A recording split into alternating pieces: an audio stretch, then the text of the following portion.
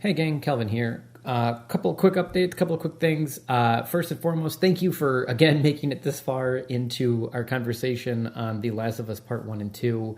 As you can tell, as I hope you can tell, Chris is a huge fan of these games. I have too now become a fan of this game, and it's been great to discuss this with him and to elaborate on so many parts of what we loved about both of the games. And believe me, as much as I would love to trim this down and shorten it, I really want to honor Chris, and I want to honor his love and his passion for this game because he's a very good friend of mine. And I think he has a lot of interesting things to say, and I hope you do too. So with that said, there is going to be one more episode. There will be a fifth episode coming out next week. But I just wanted to give you a heads up that there will be one more because the last episode I talked about, there may be 4, there may be 5 parts. At this point, it's definitely going to be 5. If you'd like to follow the show on Instagram and Facebook, both are The You Show Show. You can also reach out an email if you ever have any questions or comments about the show, or if you have any interest in doing so. That is theyoushowshow@gmail.com. So without further ado, let's get back into The Last of Us Part 2 with Christopher Livengood. Thanks, everybody.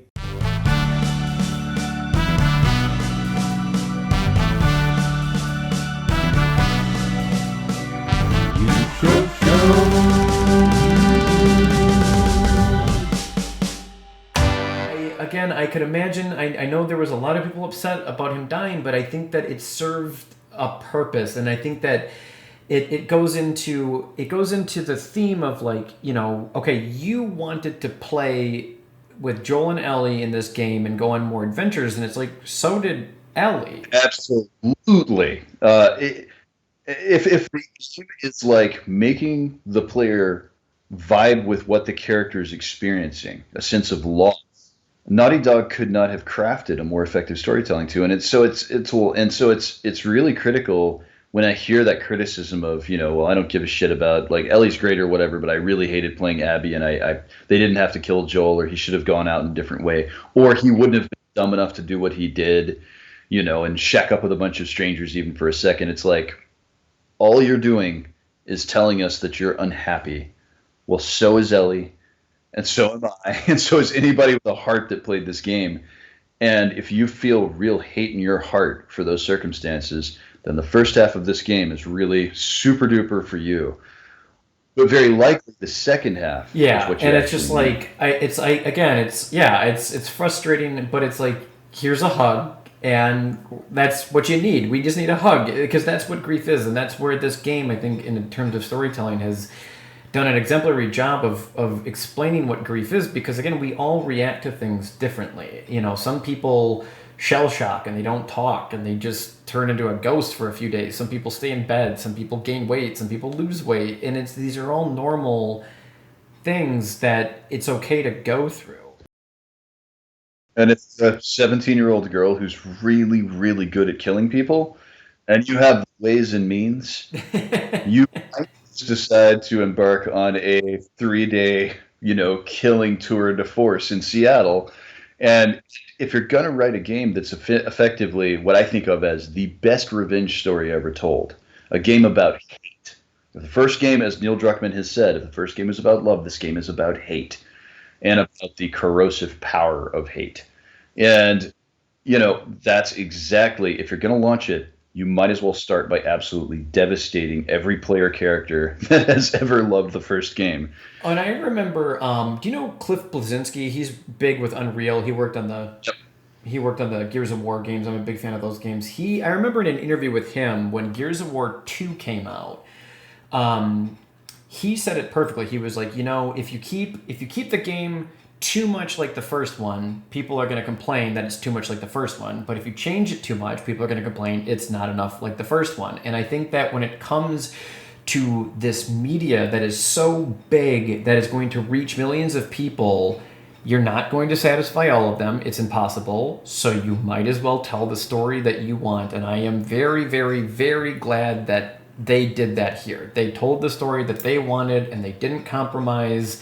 to go, well, we need to make sure that the fans of Joel aren't going to be angry by this. They were like, no, this is what the story is now. And Well, and I think the authenticity with which they approach this, and this is really what enrages the alt-right, was that they lost one of their core writers, creative directors, alongside Neil Druckmann, who was replaced with a very incredible, very talented female writer, and proceeded to really ramp the inclusion up to what I would consider a realistic level.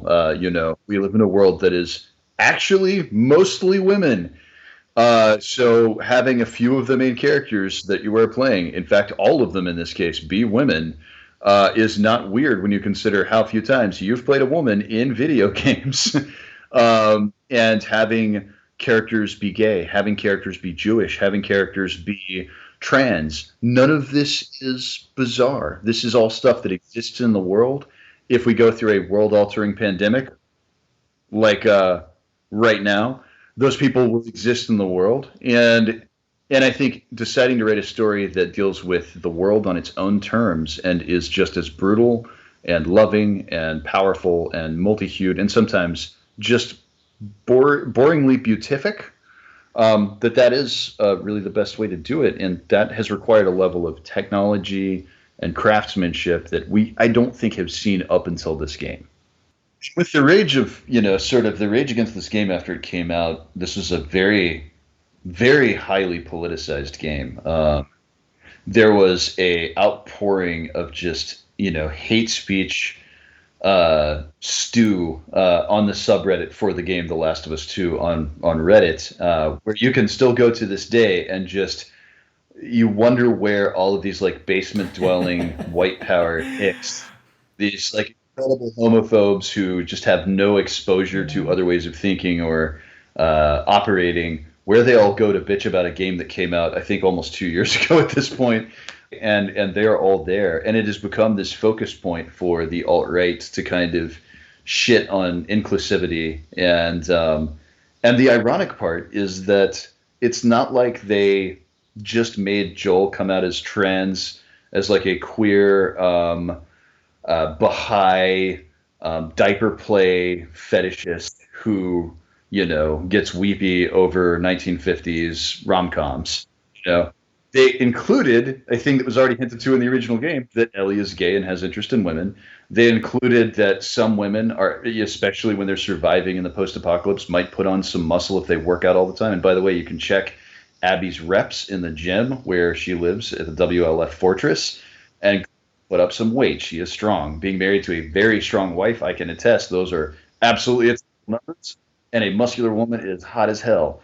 And the fact there might be one whole trans person out of the hundreds of people whose paths you cross, that is an outlier somehow, is insane. It is insane. And I think that everybody in their lives has these groups that we're mentioning in their lives. It's just some people don't know it because those people are afraid to tell them. And that's the sad part, is like, absolutely. It's, that was one thing.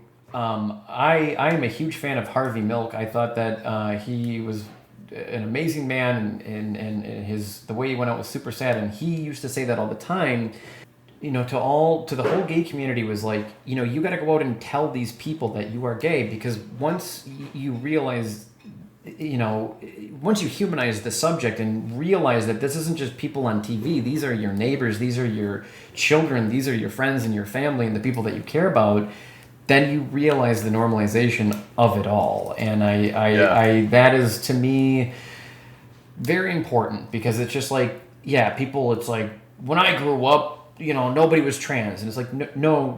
They were. You just didn't know. You just never took the time. Yeah, it was just the 90s, the early 2000s, and they were really scared of reprisal from people, like fucking you. Yeah, exactly. And so for that, I think we are both, at the end of the day, trying to say that we're very much on board and thankful that it happened in this game. This is the only way to do it is to do it. I see for Gay Pride Month, a lot of these companies, Xbox and Microsoft and PlayStation, they change their logos and social medias to a flag, and then of course people make fun of it. But it's like, the only way to do it is to do it. Is it a little sloppy and a weird way to go about it? Yes, but at the end of the day, it's these major companies. You do have to go out of your way to sort of tell some of these stories, though, because Yeah. if you look at the vast, variety of stories told, most of them are told from a straight white male perspective. And like full disclosure, while a huge dork, I am totally a straight white male, and so I have limited capacity to sort of speak to the lived gay experience or even the lived Jewish experience or the trans experience. But what I can say, let alone the female experience, what I can say is those people are all a very rich, vibrant, and critical part of my life. And I try very, very hard to watch what they need as a community at this point, as we're kind of having these greater culture wars. And so often what they're asking for is just for the fucking right to exist and be recognized for exactly what they are on their own terms. People will tell you their boundaries. All you have to do is listen and not fucking argue with them about it. And part of the power of storytelling when you tell stories inclusively is that you have the opportunity to see people living with healthy boundaries, or at least fighting for them. And I feel like this game did a great job with that. I feel like they did their homework. It wasn't I don't know, cliche generic lesbian. None of it was ham-fisted or no. Look, man, when Ellie and Dina first kiss, which you don't really see till later on towards the end of the game, the actual kiss that occurs at the dance early in the game. But that is one of the sweetest, most dorky. It's two best friends who have just been giving each other shit with feelings growing in the background for years. And finally, one of them is just drunk enough, just in the right mood and ready to make a move. And one of them is absolutely stunned and unsure of what to do about this, but very clearly happy. And if you can't watch that sequence and just go, here's two young kids who are falling in love with one another and kind of coming to terms with that and really just be protective over them and want good things for them, I would argue that you need therapy. Yeah, because it's very sweet, and it was meant to be. And Can I ask you a question? I don't know, can you? Scale of 1 to 10. 1 being like absolute trash, and 10 being life-altering. How would you rate our kiss from last night? Why are we still talking about this? You said it was a mistake. Did I say that? What are you doing? I asked you to rate our kiss.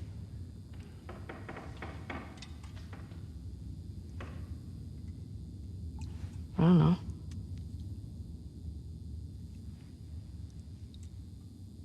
I give it a 6. A 6? Wow. Like a solid 6. Okay. There are a lot of people around. Yeah, but 6. Oh, what? I mean, now I really want to know how you'd rate it. I don't think you do.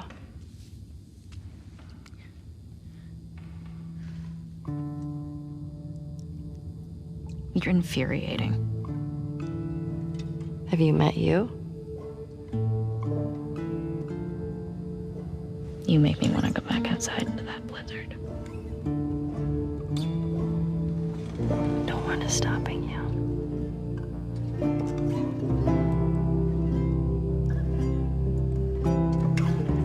This better be better than a 6.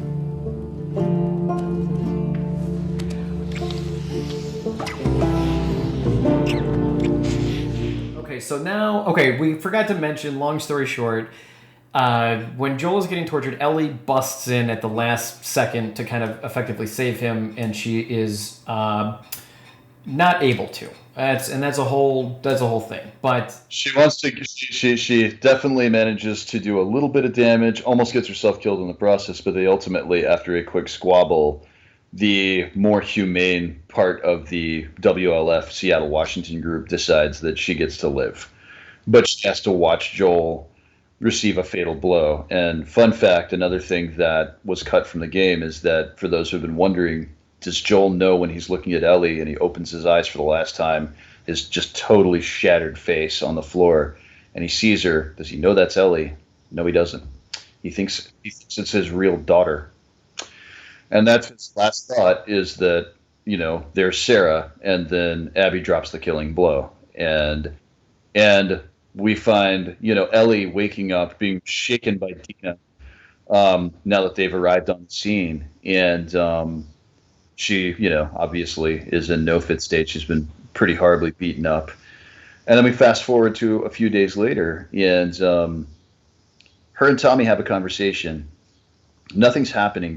Tommy's wife is telling Tommy that Jackson can't afford to lose, a response because it would leave them undefended. And so Ellie and Tommy have this very heated, but respectful and quiet argument. They're both clearly just shattered and tired, and the decision is made that with 24 hours, Tommy thinks he can get her to come around, and he'll figure something out, and they'll go off together and seek this revenge.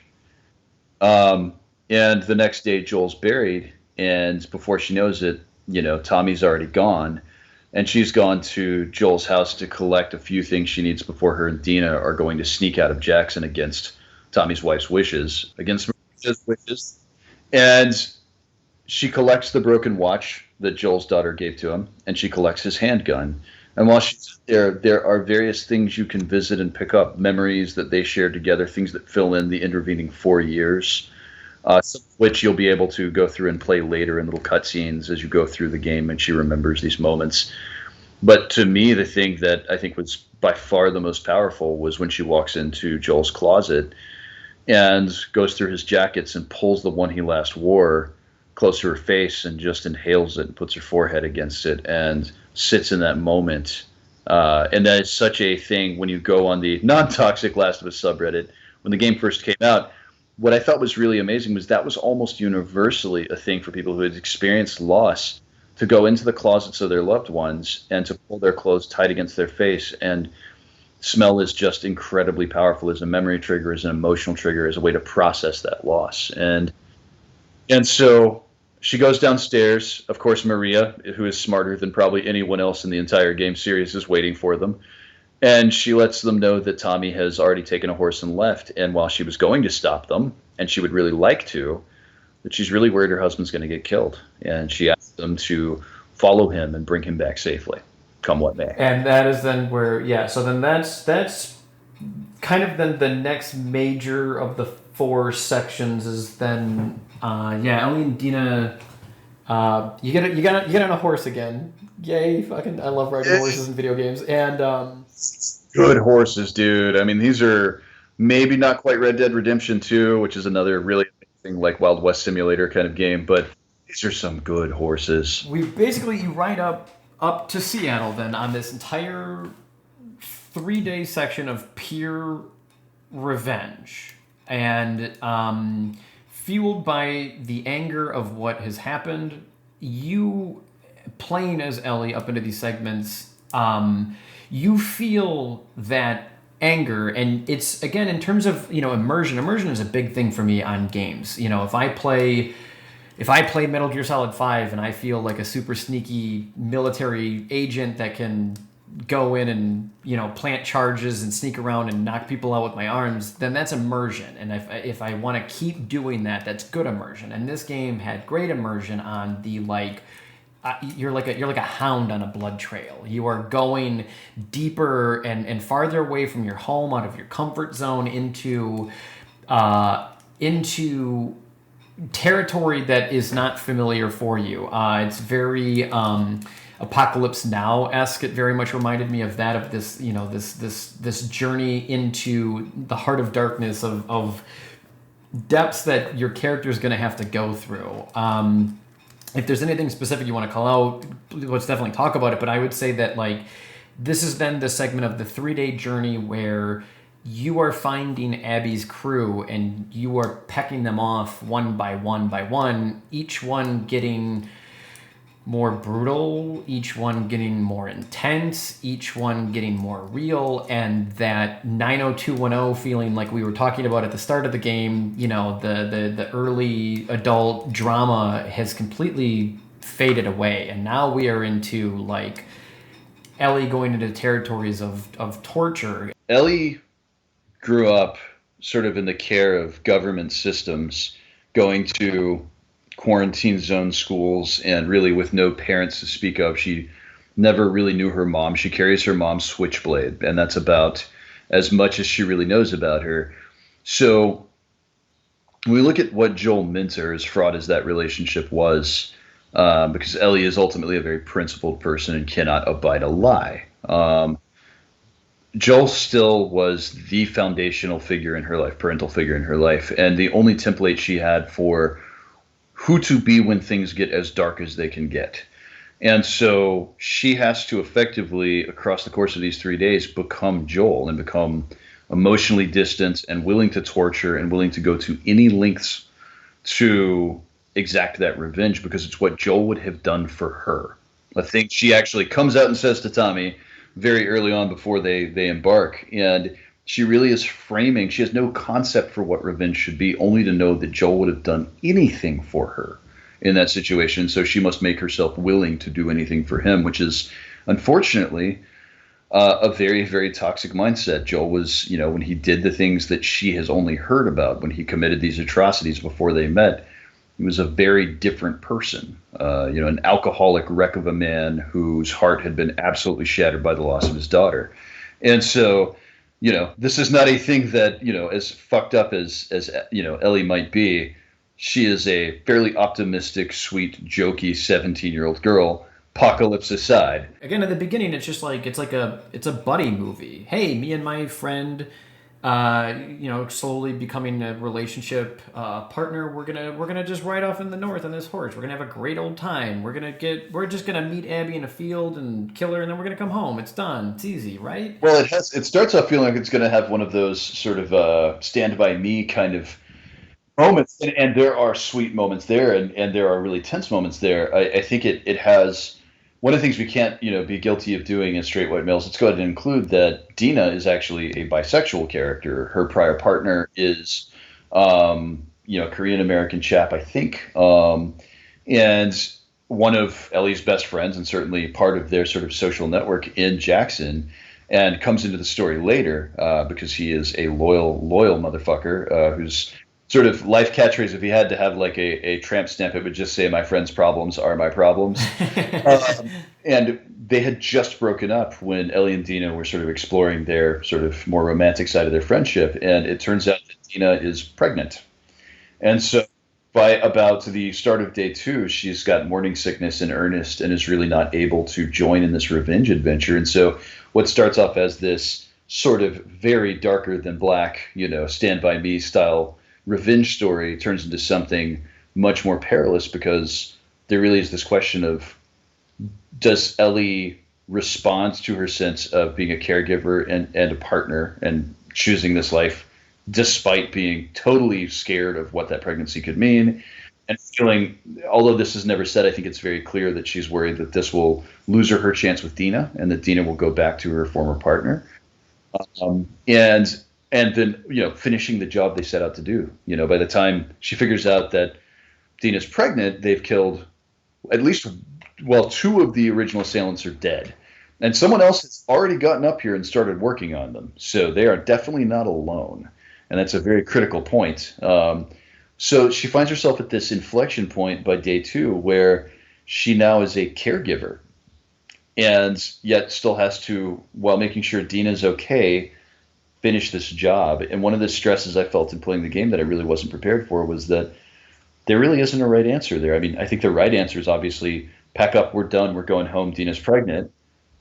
But if this were my brother, the closest analog I would have to a Joel in my life, and someone had, and I found out Jamie was pregnant, and she and I had gone off on a murder spree to go get revenge, I don't know what I'd do. I mean, I love my wife a whole lot, like more than just about anybody, but it's my fucking brother. Yeah, and this is where that, like, it's that classic example of like the what would you game, and it's really good storytelling, because again, if you're out and the person that you're starting a relationship with is pregnant, she obviously needs to go back. She needs medical treatment. She needs to care for this baby. In a war zone being hunted. Yeah, and that's where again they stick true to the character of Ellie. Ellie is saying, no, we stay on this tank and we charge forward. a great example of that in like storytelling is I remember I was acting as a dungeon master for a game of D&D, and long story short, there was a family imprisoned in a jail cell. It was like a mom and her 2 daughters, and you could tell they had been there for quite some time. Life was miserable. So the party's like, hey, let's help, because that's what the heroes of the story do. So they grab the mom and the 2 daughters, and they're trying to figure out a way out of this horrible situation, and a monster shows up that can talk to them telepathically. And the monster says, if you give me the family, I will tell you a huge secret about the wizard that you're currently in search for. But if you don't hand me over the family, then you're going to have a fight on your hands. And, of course, they take the fight on their hands. But it's a good question of, like, the system of morality, of, again, what would you do in these moments? And the game is chocked full of them, and I loved every single one of them, because it's just like, again, if your girlfriend's pregnant, you should probably go back. But again, that will of revenge was so strong that it escalates. It again puts you in the immersive shoes and lets you continue driving this car as Ellie into the story further. And it was awesome. There was a lot of things. So there was the 3-day period. That's very important. 3 days to get Ellie into the situation, up until, like you said, up into Seattle, searching for Abby. Just always kind of like, it always seems like she's like, like a half-day ride behind her. And again, everything is getting darker and darker and darker, and they do a lot of flashbacks in the storytelling as well, which I did like. I feel like there was maybe one too many, but they were all really good, so it's kind of hard. The problem is they're all really amazing, and when you think of them as being a way to abstract the time you wanted to spend with Joel, they're picking moments that are, the right way to say it, I think, is emotionally nutritive or substantial, so that you can have that sense of loss enhanced while also having a sense of spending time with your favorite person, And I think what it did, and I'm going through and playing it for the 5th time right now, I just finished one of the sequences that takes place on her birthday, where he takes her to a completely deserted zoo, not zoo, but museum, and they have a dinosaur exhibit. And one of the great things about Ellie is not particularly gender norm with anything. She loves space, she loves dinosaurs, she thinks shit is wicked and rad and cool, and is sort of just a kid, and so of course she's just psyched about dinosaurs and makes some really good jabs about Joel also being a dinosaur because he's old, and then you get to the space sequence, and buried in that sequence where they're visiting the space part of the museum, and there's one of the actual Apollo lunar modules, is, I think, the single best moment of the entire game, which makes it, in my opinion, the best moment of video game history ever. I'm glad you brought it up, because I was just about to get to it as well, and I loved it, and I love I love when people get the ability to recreate a museum. Imagine being able to work on that as a game designer. Oh wow, I was playing it last night, and I was just like, every bit of this is so lovingly modeled that somebody is like, yeah, they're using reference photographs, I'm sure, but they're also putting their soul into this, because it is just the coolest thing you could possibly get to be a part of, is to design this moment for these 2 people. And it's just, and it's beautiful and it's memorable. And that's something too about this game is because they have the ability to go, to volume 10, and their storytelling in terms of its intensity and the risk factor that they take, it generates some of the most memorable moments in gaming that will stay with me for a long time. Joel's death being one of them. This scene that we're talking about where Joel and Ellie, when she's a little bit younger, go to this abandoned museum, and it's her birthday, and they sit in the Apollo, I don't know, spaceship names, the rocket or whatever. And it's the lunar landing module. Thank you. I can't remember which one it's from, but they go and they sit in this thing, and they have this incredibly... He gets her what has got to be in the apocalypse, the single, for a kid that's nerdy and into space, the single coolest thing, which is the recording of an actual NASA launch mission from that era that she can listen to on her headphones when she's in the lunar, landing module. Yeah, with the space helmet on, because nobody's there to tell her not to put it on. Yeah, just breaking all of the rules because it's the apocalypse and who gives a shit. And as a person who remembers going to to DC with my dad and going to visit the museum and seeing all this stuff as a small kid, oh my God, there's nothing better, man. I think my brain was producing every chemical it knows how to produce in that moment. And it's one of those experiences, like I remember knowing more about space at 7 or 8 than I'd have to spend hours studying the internet to get back that knowledge. But I'm so totally galvanized by that. And to find a place in the middle of this world-ending apocalypse, this incredibly dark age in sort of human history that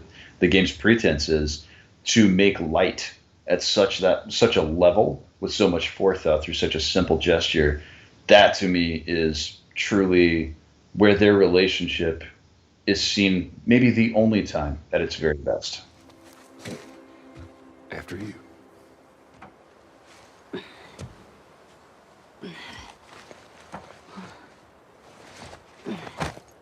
Watch your head. Whoa.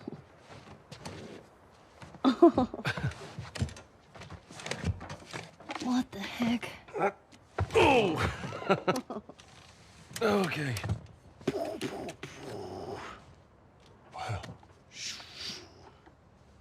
Wow. As you look at all these buttons. Oh, it's so badass. Man. Could you imagine just...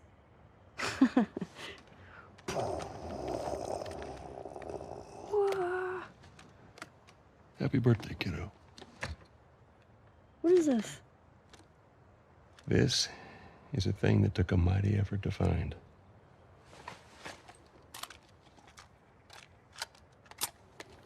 Seconds and counting.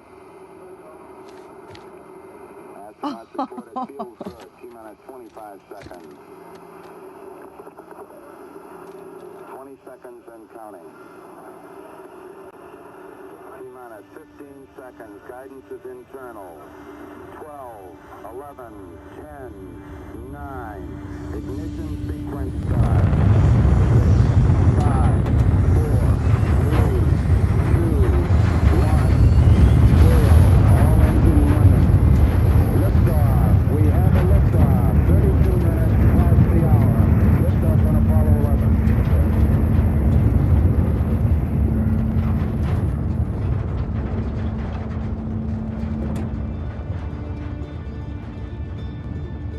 In terms of like storytelling and how to come up with ideas, I thought it was really creative, because when you're focused on a game that's like zombies and shotguns and bow and arrows and survivors and knives, you know, it's easy to wedge a story built out of all of those elements, and then somebody, I don't know who it was, Like some $1 million, you know, code monkey maybe, or maybe it was like the mail guy or something over at Naughty Dog was like, hey, you know, it'd be really good. yeah, I got an idea. Let's like space, doesn't she?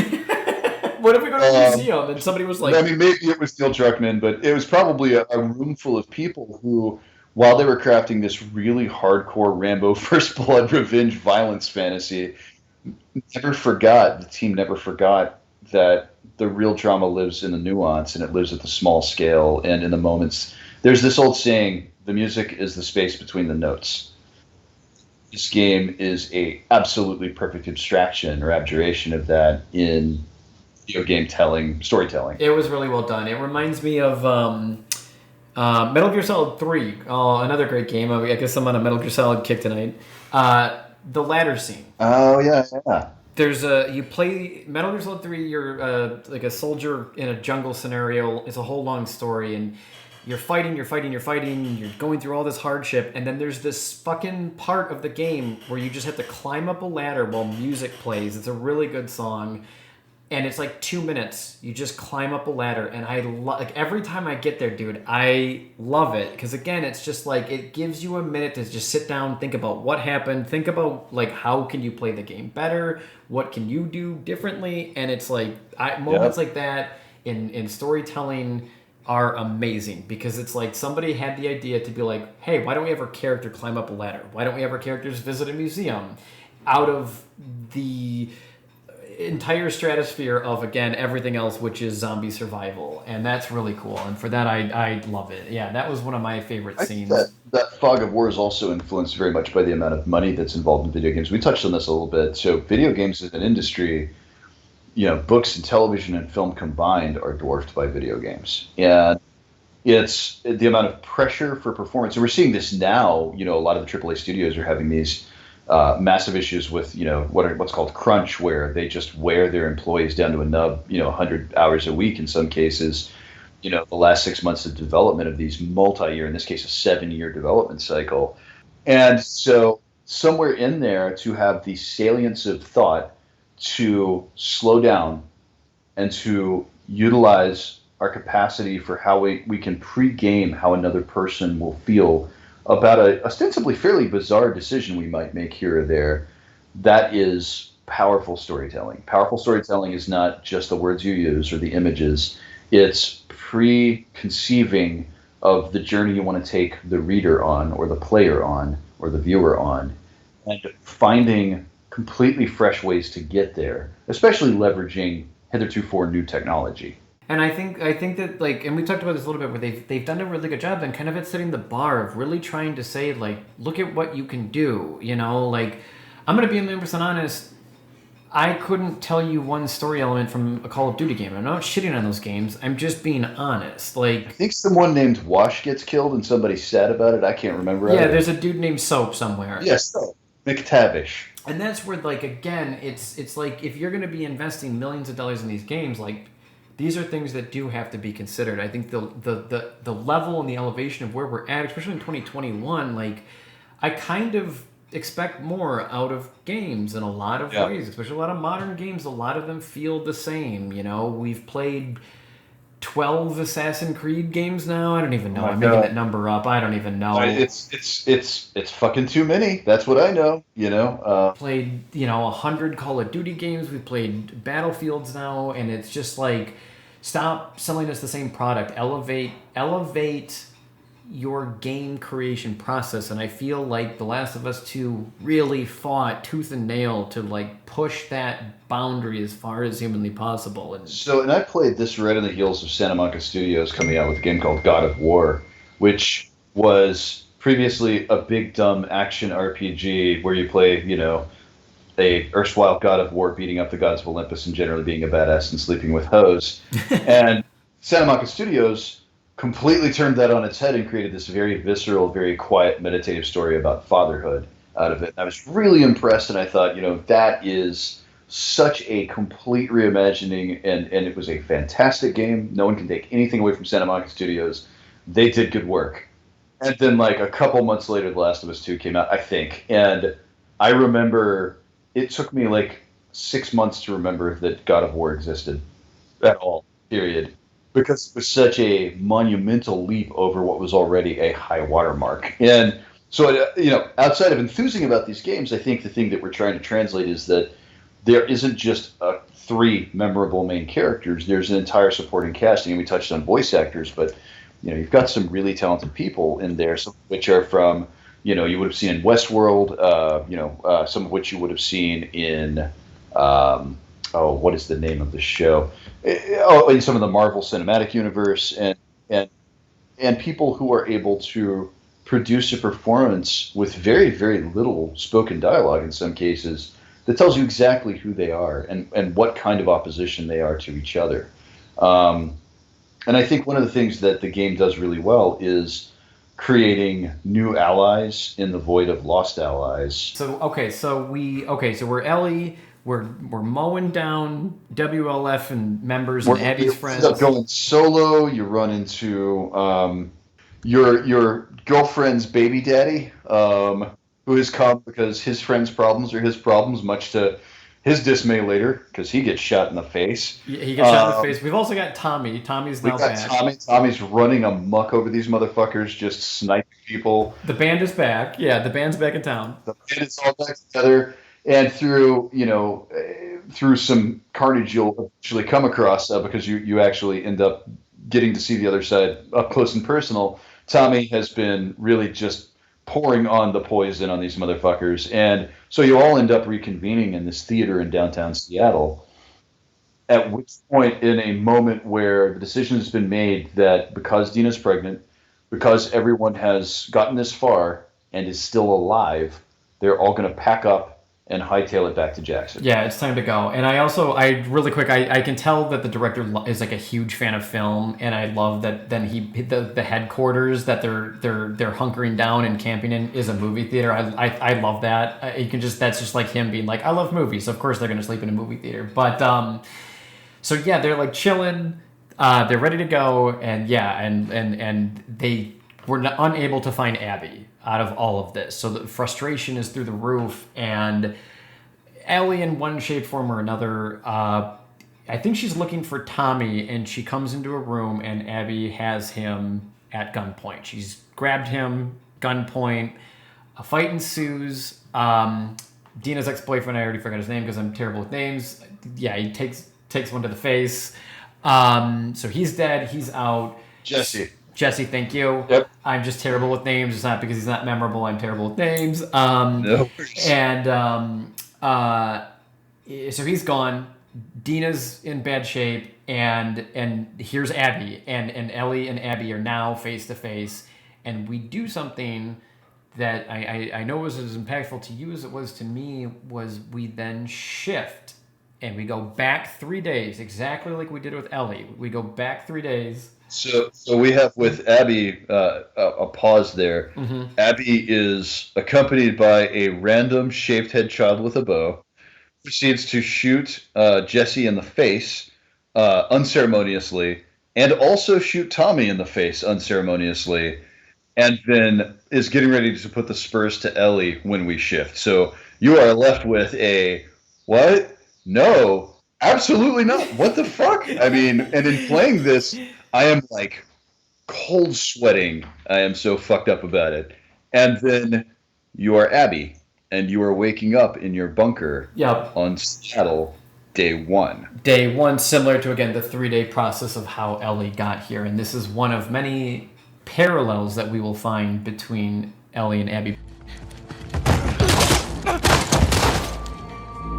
Jesse, stand up! Hands in the air, I shoot this one too. Don't you do it, Ellie. Get out of here. Stand up, now! Don't you fucking dare! Shut the fuck up! Fuck. All right, stop! Stop!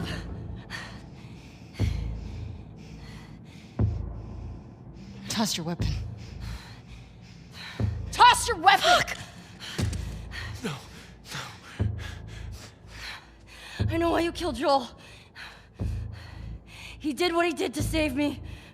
There is no cure because of me. I am the one that you want. Just let him go.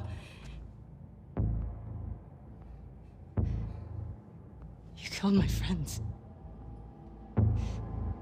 We let you both live. And you wasted it. So anyway, we rewind time 3 days ago. Now we're playing as Abby, and that was really cool. And that's again what I was talking about earlier, where it was. I think it would have been more impactful if we could have just had it happen there. But whatever, we're here now. It's like now it all makes sense, and I thought that was really cool. I mean, I have never, and we spoke about this, but it was like I've never played a video game where I have to play as the bad guy. I've seen film where we see and understand, the antagonist, aka the villain. Of stories, but never in a video game, to my knowledge, has that ever happened. Yeah. So then we follow Abby for the next 3 days on her... Including flashbacks to go back to her father and understanding him and understanding then that when you killed that surgeon at the end of the first game, one of those two surgeons was her father. And it's like now we play as that man's daughter. And... her father, Jerry Anderson, was sort of one of the titular elders or leaders of the Fireflies, this resistance group that had devoted all of its resources since the government had just kind of basically circled wagons and become very fascistic and authoritarian, and had stopped working on any sort of cure. They were just going to kind of hold down these quadrants like Boston, where the whole series starts. And let the rest of the world go to shit. And the Fireflies were wanting to sort of beat back this virus.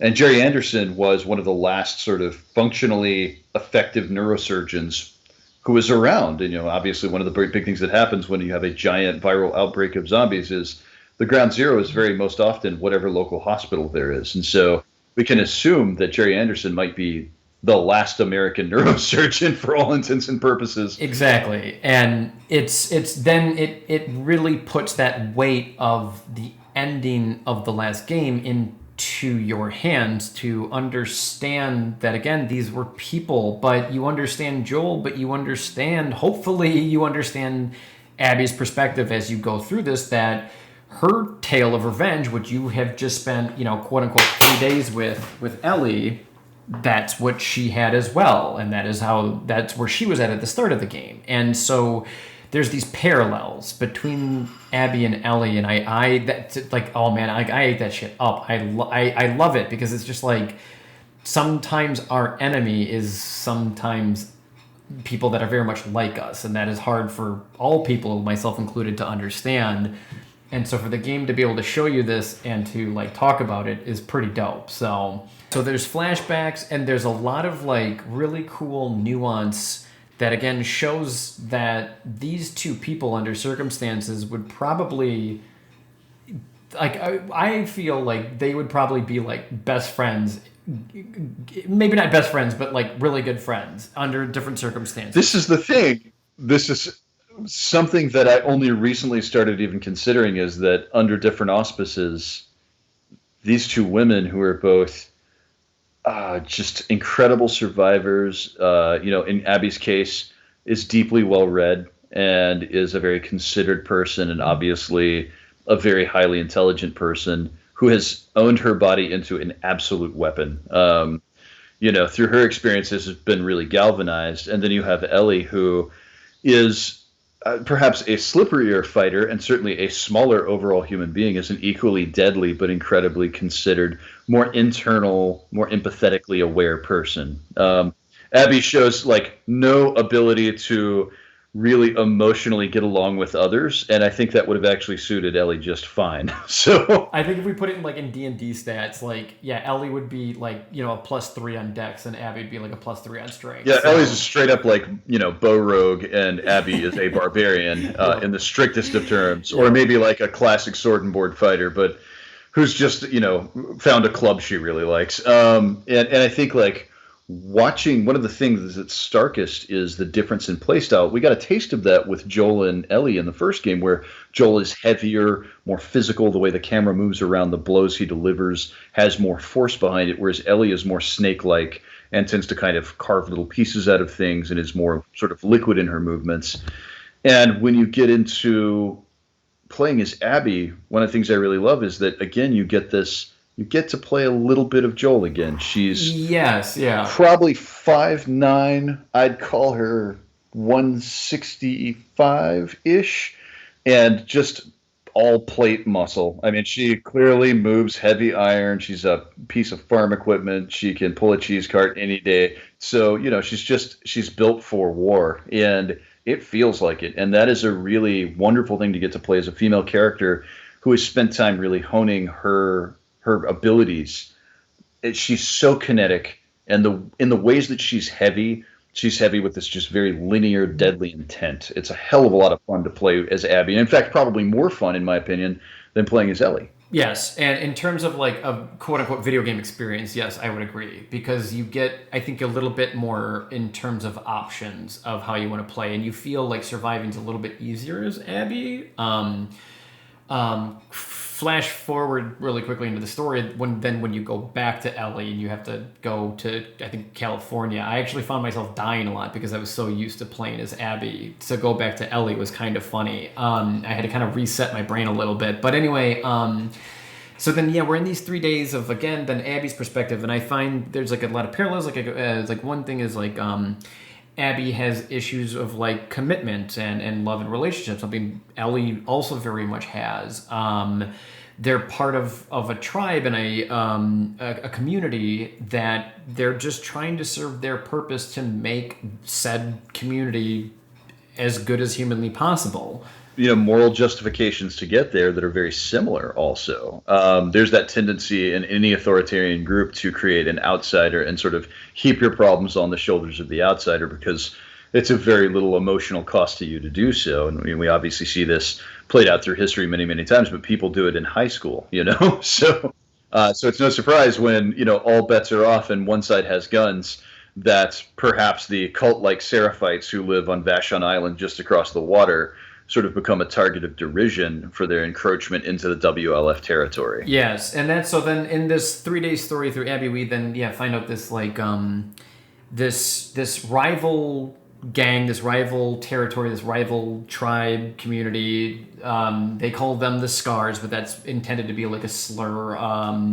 You can see these escalations between the two ramping, and they do some really cool stuff with the WLF through Abby's eyes, where like it turns very much into a military state very quickly. Security is ramping, weapons and training are going through the roof, and there's more people. There's that scene where you return back to camp as Abby, and Abby even says, like, I don't know any of these people. And there's a war brewing very clearly, at that point. Yeah, they're at a fire base, and there's, hundreds of active duty troops who are just waiting on orders, who don't know what's going on. Exactly. And that I liked. It was just like that perfect calm before the storm, where you can see something is coming, and then you also know in your head where Abby is headed, because we know we are currently in a flashback. And that was like, again, like this really good roller coaster of kind of like ups and downs.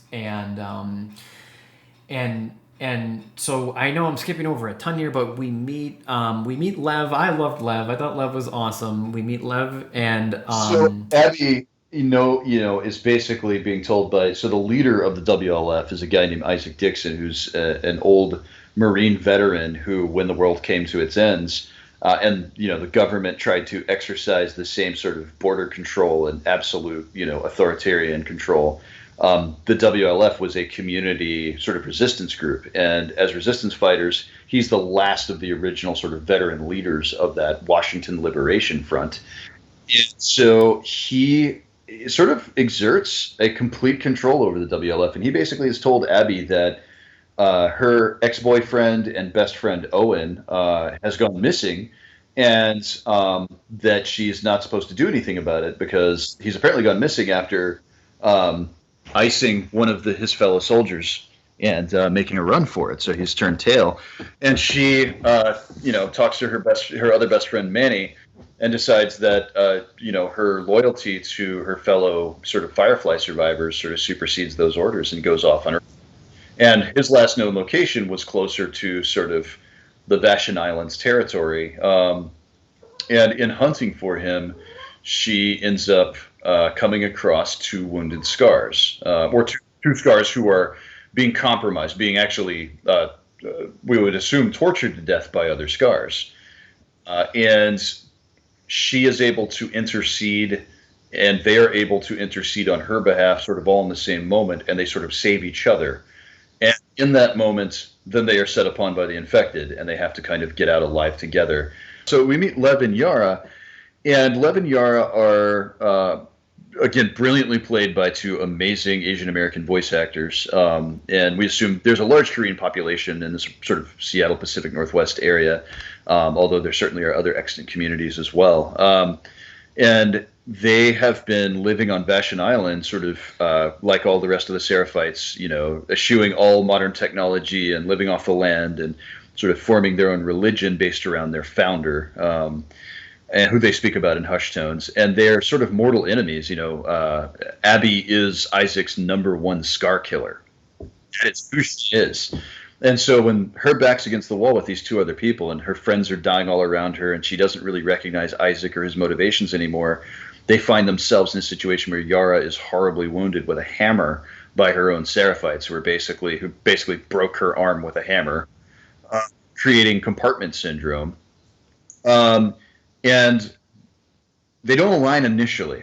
Abby gets them to where they're safe, repaying their kindness in kind, and moves on to the next beat. But the next day, after she finds Owen hiding out in this aquarium on the coastline, she goes back because she can't live with herself.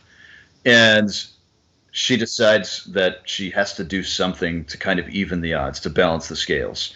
So she brings them back to the aquarium because Owen, her former partner's new partner, happens to be the sort of group doctor.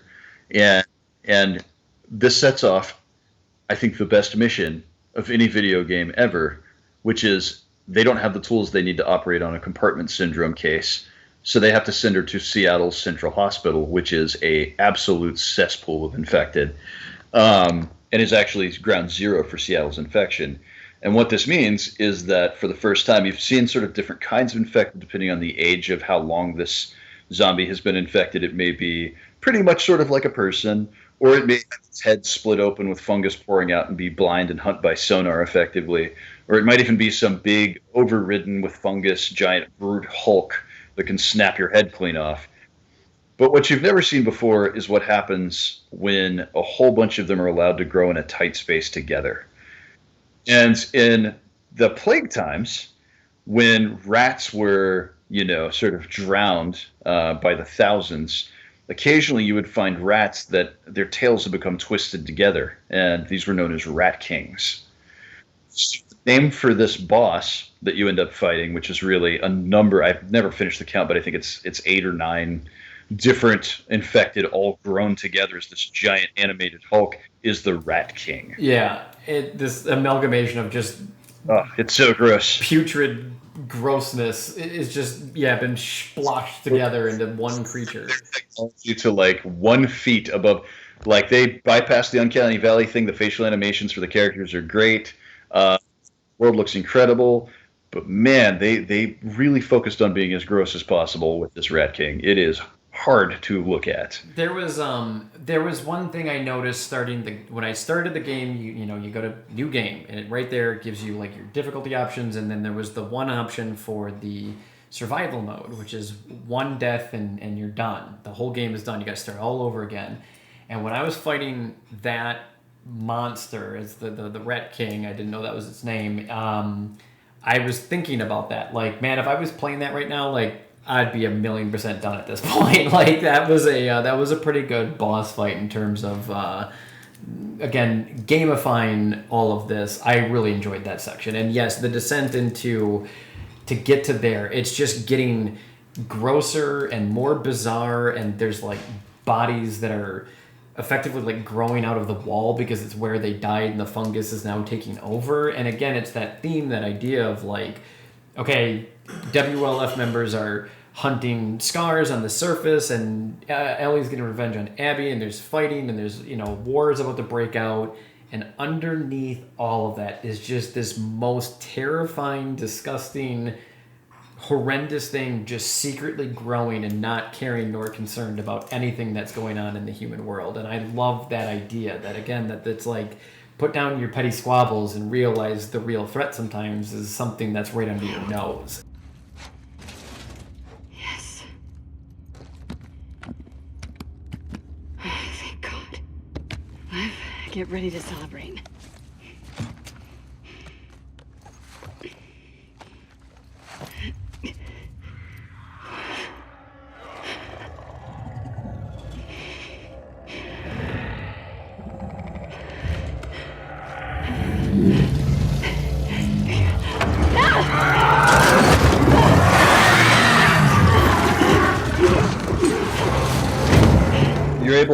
You're able to retrieve the trauma kit that you need from the hospital after this incredibly horrifying. And let me go ahead and say, like, probably one of the only times I've been scared playing a video game, because I played it with the lights off, very loud, and the noises this thing makes. Whew. Anyways, yeah. So yeah, that whole segment was very well done, and so you get your trauma kit, you head back, and they're able to remove Yara's arm, which puts her at a disadvantage since she's mostly a hunter. And Lev decides that he's got to go save their mom because they're going to go run away together. And we haven't really delved into why they were, being treated as abominations by the other sort of religious zealots in the Seraphite group yet.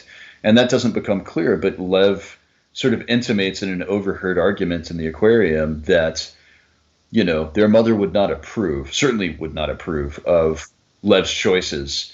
And you've kind of got the impression that Lev might not be a little boy, but it's really not clear, and they don't dwell on it too terribly much. But Lev's sort of chosen name is Lev.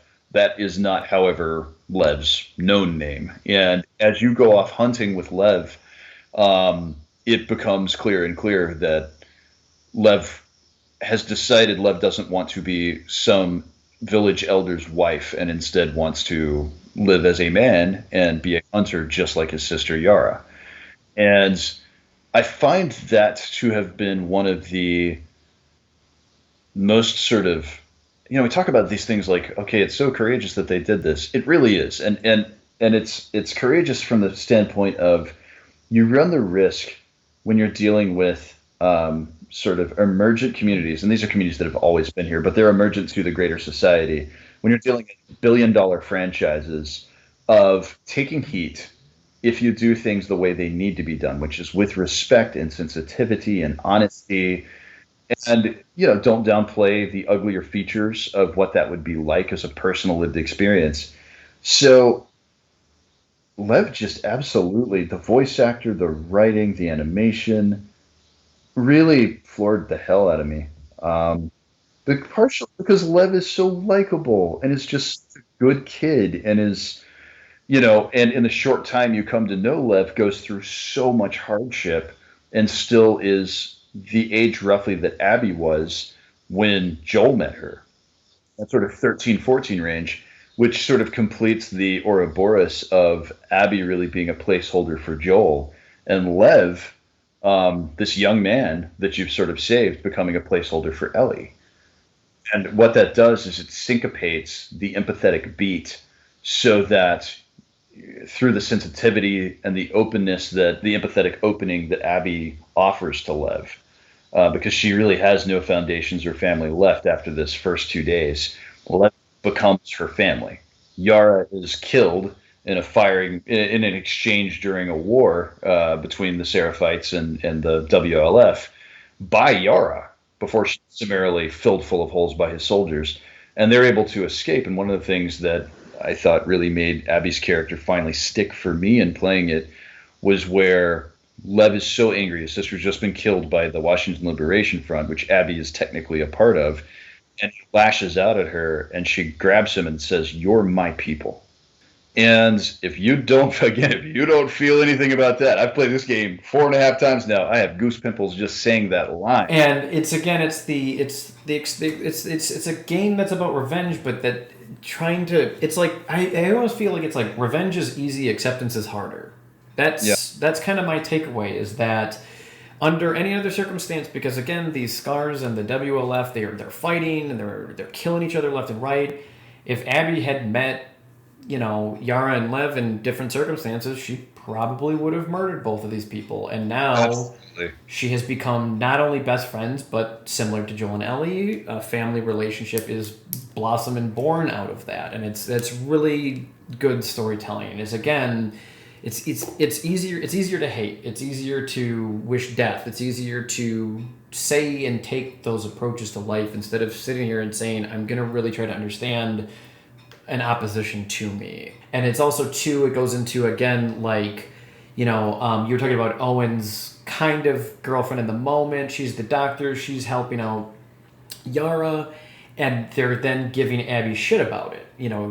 This is the enemy, and now you're helping them, even though, again, this doctor has spent her education to heal and help people. She's still mad that she has to then now conduct her procedures on the enemy. And it's just like, if you can heal somebody whose arm's been broken with a hammer, please just do it. You know what I mean? Like, that's empathy. That's humanity. Please share that if you can, if you have the acceptable means to do so, because again, that's the only way humanity is going to get out of this terrible situation with these zombies and this excessive tribalism that is going on in the world. And it's just, really, really good storytelling that, again, is trying you, the viewer, to focus on different areas other than point gun at it, pull the trigger and kill it, and rinse and repeat to the next section of the game. And for that, I really liked it. I really enjoyed it. And so the panacea, like, I guess back to the thrust of the game, the panacea of this game up to this point has been a pretty classic retelling of sort of the perils of revenge and hate. And at every choice that the characters make that sort of puts them on a better path is made completely from a place of love and from a place of inclusion, and made without very often much fanfare, but simply because, and it's not even often because their interests are aligned or easy. You know, for Abby and Lev, there's nothing easy about that relationship. They're mortal enemies. They've lived the last, adult years of their lives, or at least the last 5 or 6 years of their lives in opposition to each other. And we find that they're empathetic. The second their empathetic circles cross, they're able to align not just easily, but to really weld together as a family unit. And it doesn't feel like an abstraction. It makes absolute sense. If you have any sense of empathy whatsoever, sort of walk through all of this loss and see these people knitting together, and it's the most natural human thing in the entire world to do that. What are they fighting about? Fuck you, Yara. I wouldn't leave you behind. Lev doesn't want to leave Seattle. Owen invited them to come to Santa Barbara. That is very Owen. I figured you'd have talked him out of going by now. Actually, I'm going with them. But not if you come. What? He may fall for your little act with these kids, but I don't. There's nothing to fall for. Isaac's top scar killer suddenly had a change of heart? Nothing to do with Owen, right? I haven't always done the right thing. You're a piece of shit, Abby. You always have been.